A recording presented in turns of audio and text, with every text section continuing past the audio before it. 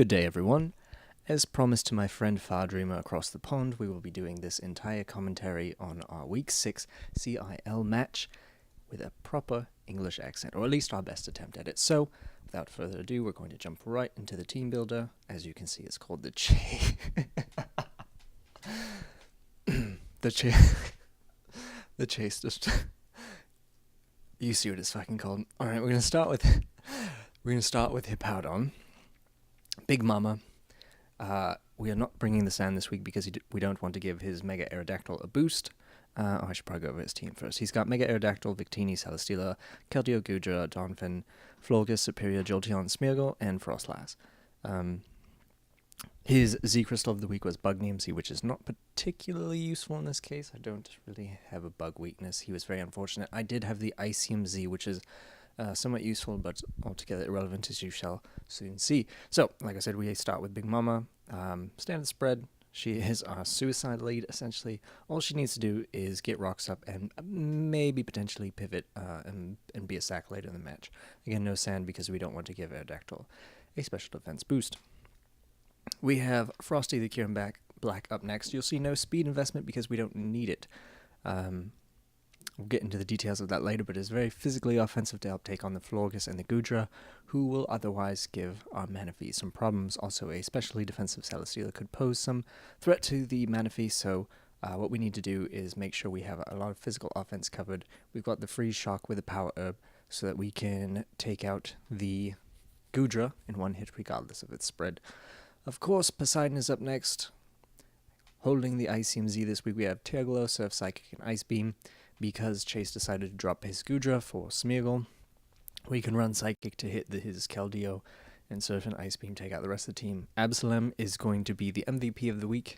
Even though he's not going to pick up all of the kills, being able to baton pass into our very potent offensive threats. In hindsight, Manaphy probably didn't need all that speed. He's going to be able to baton pass into all of our threats. He has the Poison Jab so that he can hit Florges in a pinch, because we don't have the best ways of hitting Florges without setting up.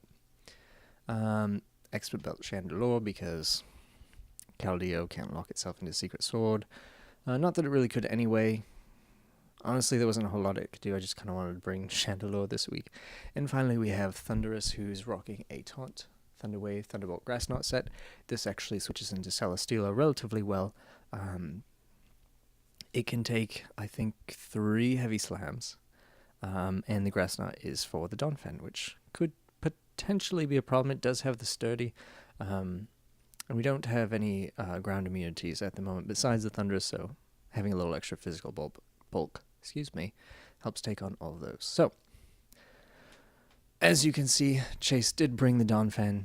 He had been taunting me with a Scarf Donphin all week. We shall see if he did in fact bring it. Victini, Keldeo Superior, Celesteela, and Florges.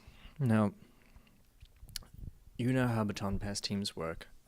Often they lead with Scolipede. I thought that might be too obvious, so I decided to lead with Hippowdon. Plus, we get our rocks up that way.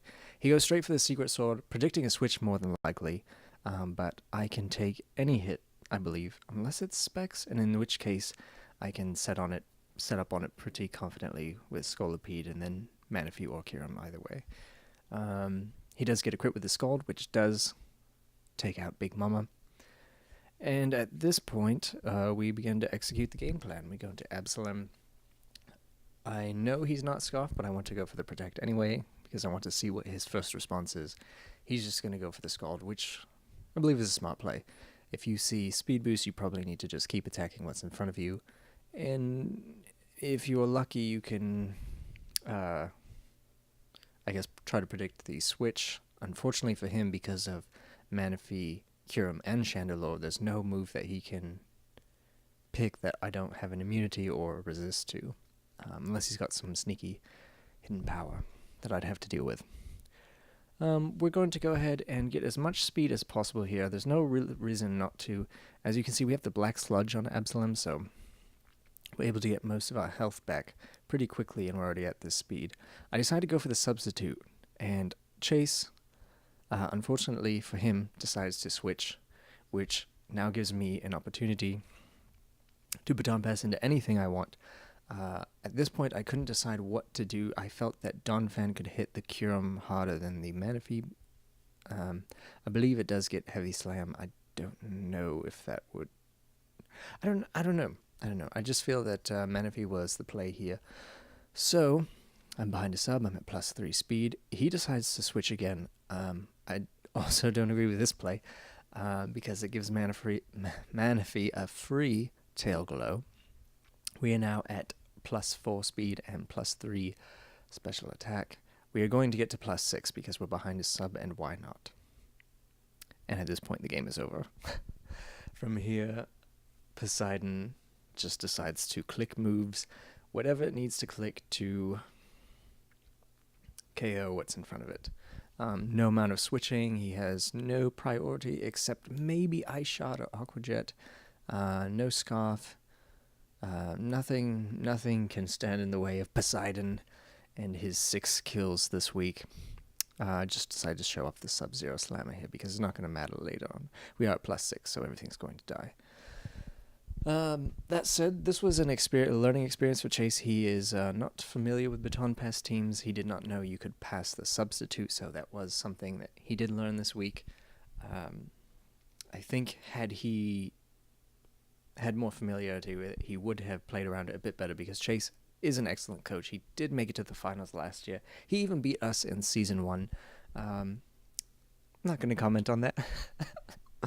But the replay is available should anyone want to watch it. And yes, he is an excellent coach, but this time we got the better of him in the regular season. The end result is going to be the Kinglers with a... What is our record? We are sitting at 5-1. We have a +23 differential. And just to give you an idea, the number 1 team in the league, which is currently still undefeated, still has to play their 2 games actually, is Tony, coach of the Surf. He is 4-0 and his differential is +6. Blue also is 4-1 and he has a differential of +9, and we are at +23. So things are going really well this season. We do have very strong opponents to finish out, and of course playoffs to consider. It is not certainly locked up yet, but it's becoming to appear that way. That's for sure. So, I hope Far Dreamer watches this and enjoys my rubbish attempt at an English accent. And that will be all for me for this week. Next week we are playing... Who are we playing next week? Next week we'll play Kyle and the Cobblescale Charizards. Another difficult matchup for us. We always have Baton Pass in our back pocket, but I try not to use it if I can help it because I know it's kind of... Honestly, after using it this week and seeing how strong it can really be, I don't know if we should allow passing of speed in future leagues. I know the GBA banned it, but we were operating under standard Smogon rules and clauses, so maybe we need to make some tweaks. Anyway, thanks so much for watching, and I apologize for my awful English accent. I will be speaking normally again next week. Thank you.